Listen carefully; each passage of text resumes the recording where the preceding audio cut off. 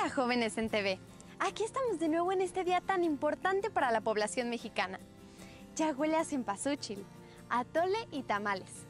Pero antes de que salgan a pedir para su calaverita, vamos a continuar con el programa de hoy. Estamos terminando la primera mitad y la que falta se va a ir más rápido.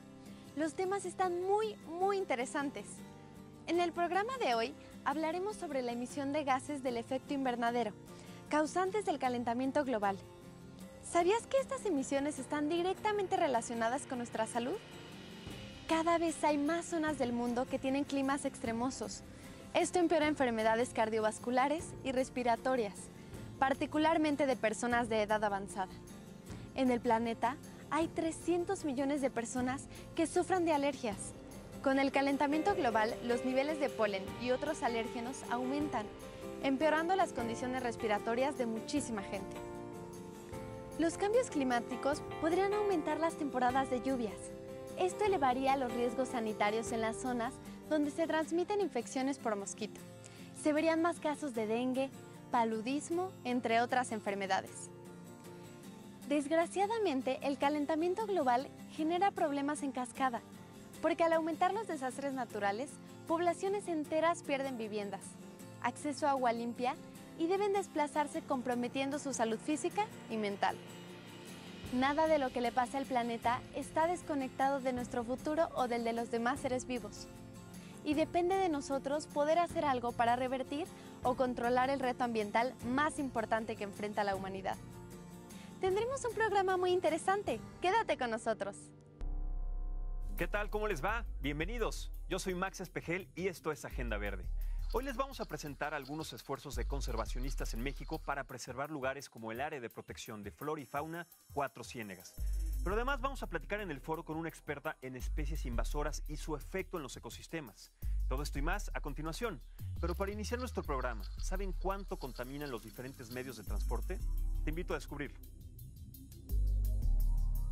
En México, el sector que más contribuye a la emisión de gases de efecto invernadero es el transporte, con poco más de una cuarta parte de las emisiones totales, es decir, el 26.2%. Le sigue la generación de electricidad, con casi una quinta parte, o sea, el 19% de la producción total de estos gases.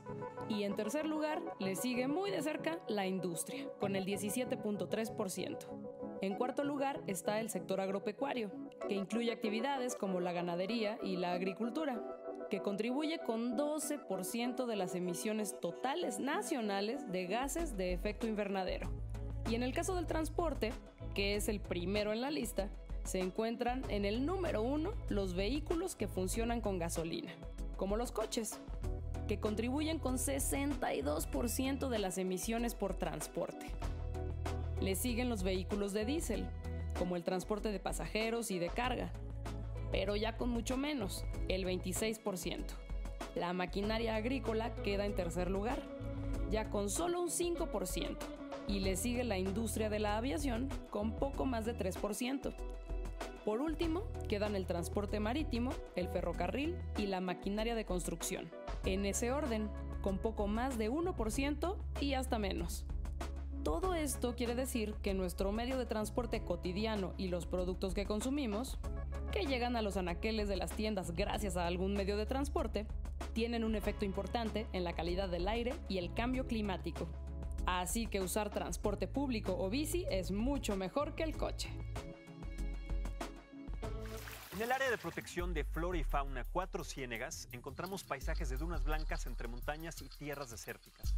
Pero también existen oasis espectaculares que permiten que plantas y animales formen sus hábitats. Las dunas son blancas porque están conformadas de yeso, que aunque sí es un mineral común, es sumamente raro encontrarlo en forma de dunas. Esta es una de las características que hacen a este sitio tan especial.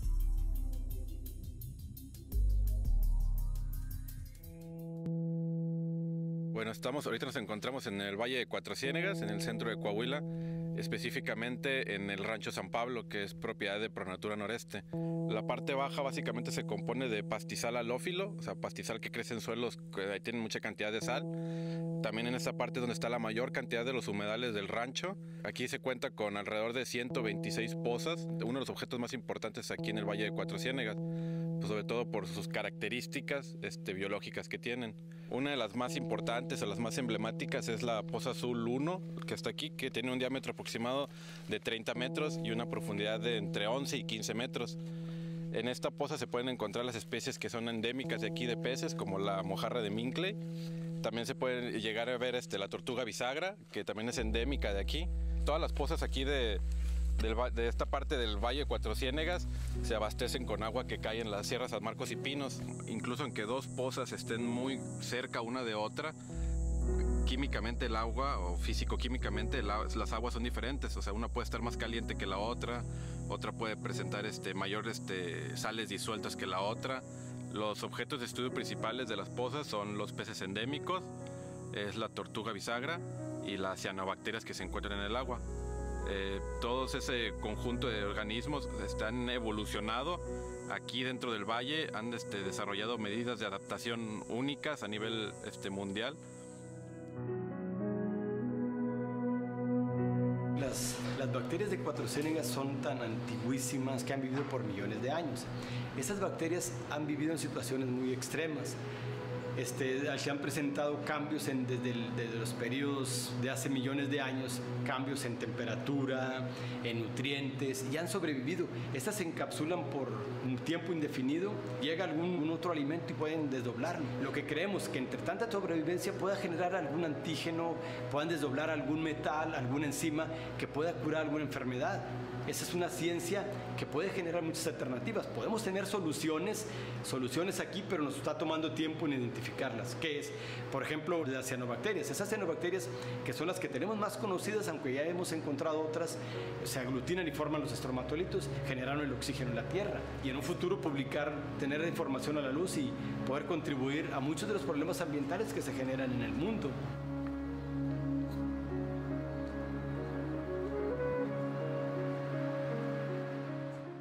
¿A qué le suena Marcor? Estas fueron algunas de sus respuestas. Como, no sé, un ambiente bueno. Un mar. ¿Algún marco de madera? Suena como nombre de parte del planeta.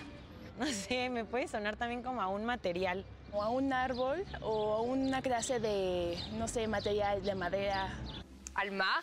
Marco, pues me suena como, no sé, conservar la tierra, tratar de hacer algo con el planeta. A una especie de crema. El Marcor es una especie de cabra salvaje que vive principalmente en las montañas de Pakistán y de la India.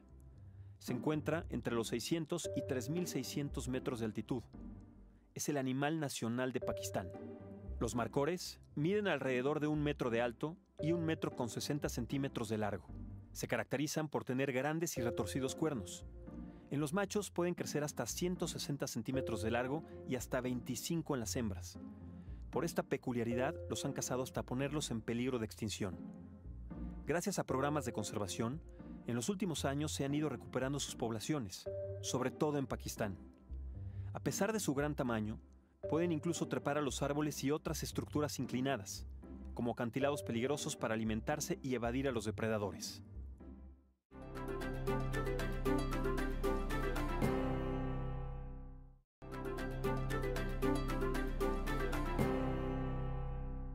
Tinta Vital hace cómics para generar conciencia ambiental en comunidades rurales que tienen poco acceso a Internet y a medios impresos. Beatriz Padilla, su presidenta, lleva a cabo el proyecto Expediciones Pictóricas para Conservación de Naturaleza, para el cual pinta áreas protegidas o amenazadas en el mundo, con la finalidad de generar fondos para la conservación de 2 áreas silvestres, el bosque de agua del centro de México y la selva maya entre México y Guatemala.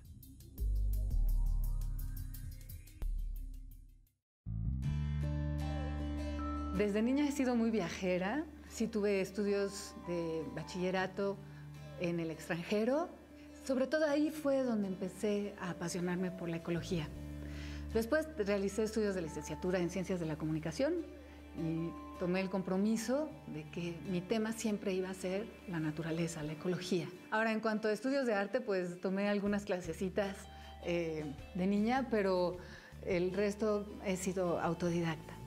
Lo hice después un proyecto para la recarga de mantos acuíferos con la lluvia, después el primer carro solar de carreras mexicano, el Tonatiuh, los campeonatos de carreras de carros eléctricos, el Consorcio Mexicano de Baterías Avanzadas para Carros Eléctricos, y en eso estuve 13 años.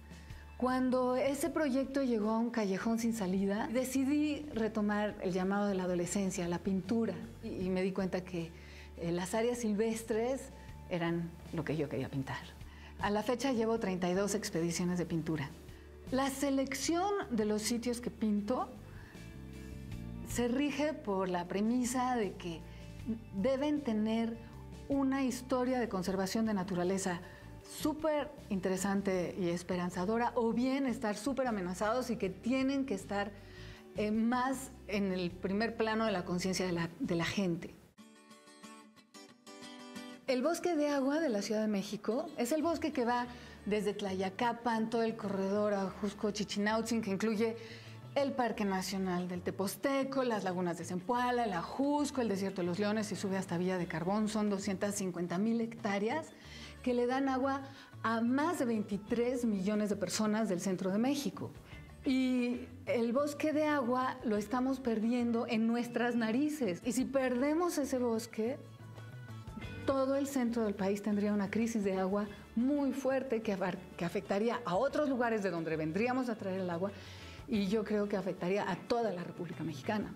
Entonces, ese es un área que además mi proyecto de pintura está pensado para generar recursos con el 55% de las ventas de mis cuadros que se van a destinar a la conservación del bosque de agua. También destino una parte de los recursos a la conservación de la cuenca Mirador Calakmul. La selva maya es el último gran macizo forestal tropical, de selva tropical, al norte del Amazonas.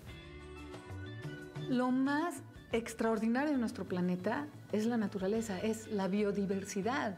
O sea, estas extraordinarias adaptaciones que se fueron desarrollando a lo largo de millones de años con interrelaciones sorprendentes y de una inteligencia extraordinaria, la estamos perdiendo rapidísimo.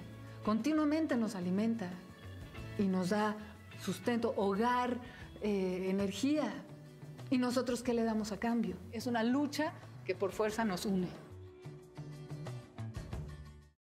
El tardígrado es un animal sumamente especial. Además de que parece un híbrido de miniatura de oso con oruga, es de los seres vivos más resistentes del planeta. Veamos lo increíbles que son. Los tardígrados, coloquialmente llamados osos de agua, son animalitos invertebrados microscópicos muy conocidos por ser increíblemente tiernos a la vez que sorprendentemente resistentes. Miden alrededor de 1 milímetro y viven en casi cualquier cuerpo de agua, musgos y líquenes. Tienen ojos, boca y hasta garritas. Hay más de 1000 especies identificadas. Algunos son herbívoros y hay otros que son predadores carnívoros. Pero lo más sorprendente es que pueden entrar en un estado de animación suspendida en el que reducen su metabolismo en un 99.99%. Se hacen bolita y pueden sobrevivir a las condiciones más hostiles. Han sobrevivido desecación, viajes espaciales en el vacío, presiones de hasta 6 veces la del fondo del mar y temperaturas cercanas al cero absoluto hasta por 30 años. Algunas especies pueden protegerse dentro de burbujas que producen para sobrevivir al calor extremo y otros ambientes hostiles sin tener que ponerse en estado de animación suspendida. Serán los tiernos tardígrados y no las cucarachas quienes van a sobrevivir ante el peor de los cataclismos. Quizás cuando pensamos en papel reciclado, lo primero que nos viene a la mente es un papel color café sin mayor gracia. Sin embargo, Ten Papel hizo de este algo artístico. Veamos el trabajo de 2 emprendedoras mexicanas.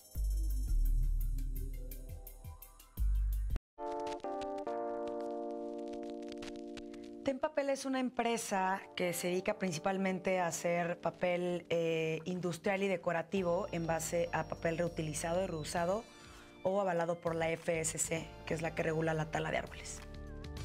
Nosotros vamos a distintas empresas, imprentas, en donde buscamos pues, papel de desperdicio que nos puedan vender, que tenga pues, también impresos que nos sirvan para reutilizar, que no estén muy maltratados. Pues la verdad es que ha sido un proceso bonito, en donde empezamos justo como rebotando ideas de lo que nos gustaba. Mara encontró una tienda que le encantó.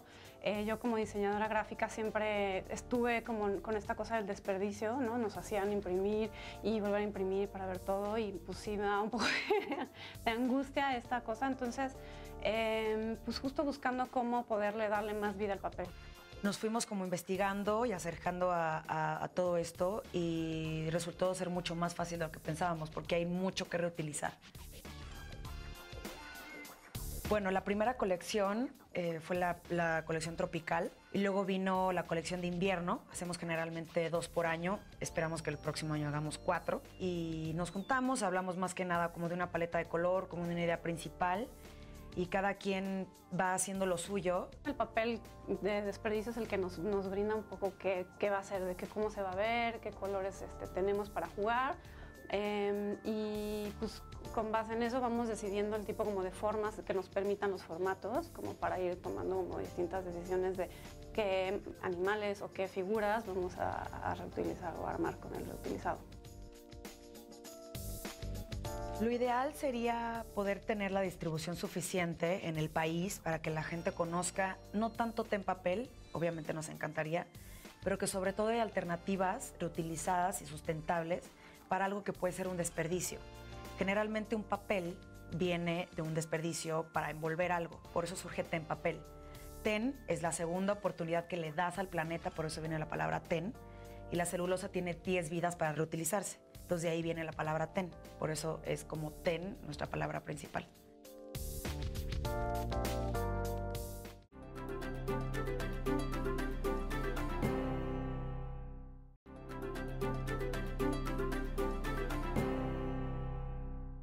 ¿Qué pasa cuando trasladamos especies de un ecosistema a otro? La historia claramente nos ha mostrado que los resultados pueden ser catastróficos. Por eso, la maestra Georgia Bourne-Smith es experta en especies invasoras y en Conavio es coordinadora del proyecto GEF, Global Environment Facility Invasoras. Y está aquí hoy con nosotros en nuestro programa para responder algunas preguntas. Bienvenida, maestra. Muchísimas gracias por estar aquí. Un verdadero placer, un honor y un orgullo que esté en esta edición de Agenda Verde. Muchísimas gracias por la invitación de hablar de este tema tan importante y poco conocido. Muchas gracias. Vamos a empezar con esa pregunta. ¿Qué es una especie invasora y cómo se introducen en nuestro país particularmente o en diferentes países? Una especie invasora es una especie que genera un impacto. Entonces nosotros distinguimos entre una especie exótica invasora, que es una especie no nativa de México, se puede establecer y reproducir, y dispersarse en el medio ambiente y generar impactos negativos. Estos pueden ser a la salud humana, a la biodiversidad o impactos económicos. Las especies exóticas invasoras son la segunda causa de pérdida de biodiversidad en el país. Si consideramos el cambio climático, también pueden hacer sinergias con el cambio climático y volverse peor. ¿De qué especies estamos hablando? Nómbrenos algunas especies que hayan sido muy importantes o que hayan provocado un impacto ambiental en nuestro país y que hayan sido introducidas, si no recientemente, desde hace tiempo. Bueno, hay muchas especies que se han introducido, varias especies domésticas como gatos, perros, cabras, borregos. Desafortunadamente se han dejado también en las islas de México, y México cuenta con miles de islas, islotes y cayos. Tuvieron un impacto muy fuerte. Las cabras, por ejemplo, acabaron por completo en algunos casos con la vegetación nativa. También tenemos impactos muy fuertes en los cuerpos de agua dulceacuícolas, otros peces que se introdujeron por consumo, como la tilapia, el pangasio y otras especies que son especies ornamentales. ¿Hay una manera de recuperar ese equilibrio precisamente o es ya muy difícil? Bueno, primero la herramienta más eficiente es la prevención, ¿no? Tener buenas inspecciones en los lugares de introducción. Y bueno, cuando ya la especie está en el territorio, entonces sí hay que ver si se puede atender. Si hay una población aún muy chiquita, se puede hacer detección temprana y respuesta rápida y enseguida controlar o erradicar esta especie. Y cuando ya está más disperso, lo único que puedes hacer es intentar que no invaden a las áreas naturales protegidas, ¿no? Entonces, controlarlos. Maestra Georgia Burns-Smith, muchísimas gracias. De verdad es un placer contar con su presencia, con su conocimiento, con su trabajo, que es, además de verdaderamente importante, es trascendental para que se mantengan los ecosistemas en buena salud y en buen estado. Muchísimas gracias. Gracias por esta plática, gracias por el libro y gracias por su visita. Muchísimas gracias por la invitación. Al contrario. Muchas gracias. Bueno, quédense con nosotros porque todavía tenemos más información aquí en Agenda Verde. El Jardín Etnobotánico de Oaxaca es un espacio que conserva cientos de especies de plantas, todas ellas originarias de diferentes regiones del estado.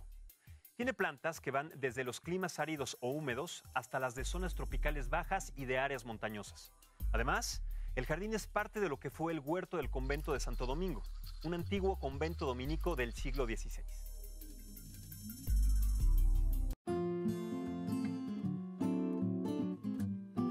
Esto surge de la iniciativa de ciudadanos de Oaxaca, preocupados porque aquí había un cuartel. Y en 1993 la sociedad civil logra gestionar que el cuartel se reubique, con el liderazgo de los artistas de Oaxaca y señaladamente el maestro Francisco Toledo, a quien le debemos este jardín, y logramos que esto sea lo que es ahora. El primer ejemplar que plantamos es un candelabro como el que pintó José María Velasco, no de esas dimensiones, pero nos evoca el cuadro Candelabro de Oaxaca. Y nosotros comenzamos a trabajar primero la tierra y esta fue la primera planta que trajimos. Y la trajimos de Cuicatlán, por eso se llama el cuicateco. Oaxaca tiene la mayor diversidad de agaves en el mundo, no solamente en México.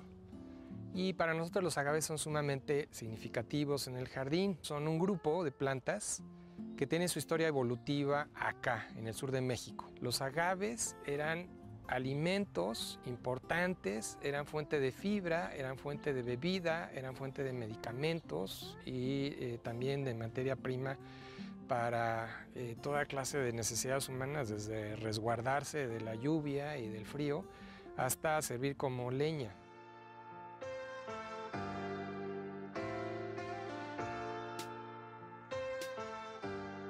Estamos en un invernadero diseñado por el arquitecto Francisco González Pulido. El arquitecto González Pulido es una lumbrera en el mundo de la arquitectura. Él es mexicano y es una estructura que refleja la filosofía de Francisco González Pulido. Está diseñado para ser eficiente y no desperdiciar los materiales. Pero sobre todo está diseñado este invernadero para funcionar de una forma que nos permita cultivar plantas que son un reto, que requieren mucha humedad, de una manera que no contamina y de una manera que no derrocha energía. De esto se trata el jardín, no es nada más de mostrar plantas hermosas, no es nada más de hablar del pasado, es mostrar alternativas para el futuro. Aquí, en el diseño del jardín, está reflejada la geometría del arte precolombino de Oaxaca, las grecas de Mitla en especial. Pero la geometría de Mitla no viene de la arquitectura. Esto viene específicamente de algo que para nosotros es significativo.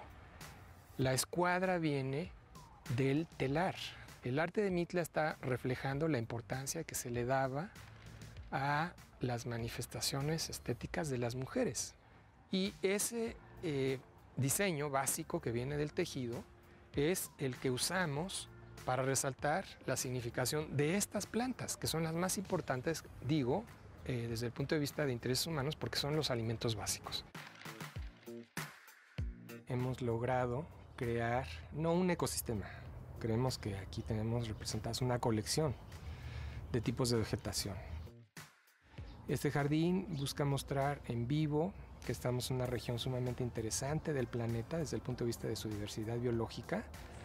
Oaxaca tiene la mayor riqueza de plantas, de animales, de hongos y de formaciones geológicas en el país. Su historia natural es sumamente compleja y lo que busca mostrar el jardín en vivo es que no es una casualidad que donde tienes un escenario natural tan complejo, tienes también la mayor diversidad cultural.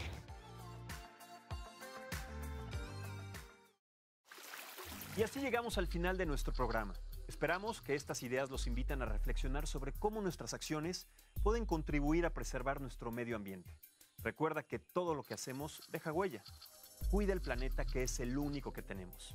Yo soy Max Espejel y esto fue Agenda Verde. Hasta la próxima. En este programa vimos diferentes esfuerzos vinculados a la conservación de zonas y reservas naturales, como Cuatro Ciénegas y los bosques de agua del centro de México y de la selva maya. La diversidad microbiológica de Cuatro Ciénegas podría contener las respuestas para nuevas estancias o mecanismos moleculares que ayuden a tratar una gran cantidad de enfermedades. Y más allá de los beneficios que podrían aportar a la salud, darán respuestas a grandes interrogantes científicas sobre las primeras formas de vida, porque ahí aún se conservan organismos microbianos idénticos a los de hace millones de años. También conocimos dos ejemplos extraordinarios de proactividad ambiental, el de Tempapel, empresa formada por dos diseñadoras que logran papeles increíbles reciclando desechos de papel, y el de la pintora Beatriz Padilla, que dedica parte de los ingresos de su arte para la conservación de los bosques de agua del centro de México y de la selva maya. No hay esfuerzo pequeño. Todo lo que hagamos por conservar y preservar al planeta también impacta directa e indirectamente en nuestra salud. ¿Qué actividades de reciclaje has hecho? Cuéntanos en nuestras redes sociales. Participa con Jóvenes en TV. El tema que viene a continuación te interesa y será también muy útil para el cuidado del planeta. De basura a residuos. No es lo mismo. Vamos a ver la diferencia y sobre todo, ¿por qué es útil saber esto? Jóvenes en TV recuerda a Mario Molina, un mexicano fuera de serie. Mario Molina nace en la Ciudad de México en 1943 y muere el 7 de octubre del 2020. Hay 3 mexicanos que han sido galardonados con el Premio Nobel: el diplomático Alfonso García Robles, el escritor Octavio Paz y Mario Molina, ingeniero químico egresado de la Universidad Nacional Autónoma de México. Pero, ¿qué le debemos a Mario Molina? 1. Dirigió sus diversas investigaciones en el ámbito de la química ambiental hacia fenómenos que atañen a toda la humanidad. 2. Sus estudios explicaron la relación entre el agujero de ozono y los compuestos de cloro y bromuro en la estratosfera. 3. Sus investigaciones condujeron a la creación del Protocolo de Montreal de la ONU, Tratado Internacional para proteger la capa de ozono. 4. Sobre la pandemia del COVID-19, fue de los primeros en señalar que la ruta de transmisión aérea era altamente infecciosa y promovió el uso del cubrebocas. 5. Recibió más de 40 doctorados honoris causa y 2 centros de investigación, uno en México y otro en Chile, llevan su nombre. El trabajo de Mario Molina sigue presente en nuestra sociedad. Uno de sus legados más importantes es el Centro Mario Molina, dedicado a encontrar soluciones prácticas, realistas y de fondo a los problemas relacionados con la protección del medio ambiente, el uso de energía y la prevención del cambio climático, a fin de fomentar el desarrollo sustentable. Es muy importante para Jóvenes en TV reconocer que una de las más grandes prioridades del Dr. Mario Molina fue la de acercar a las y los jóvenes a la ciencia. Le interesaba motivarlos para hacerse preguntas que ayuden a transformar su entorno. El Dr. Mario Molina parte como un mexicano ejemplar, una persona de gran calidad humana, que dedicó su vida a investigar y a trabajar a favor de proteger nuestro medio ambiente. Su vida ha abierto un sendero para las nuevas generaciones. Será siempre recordado con orgullo y agradecimiento.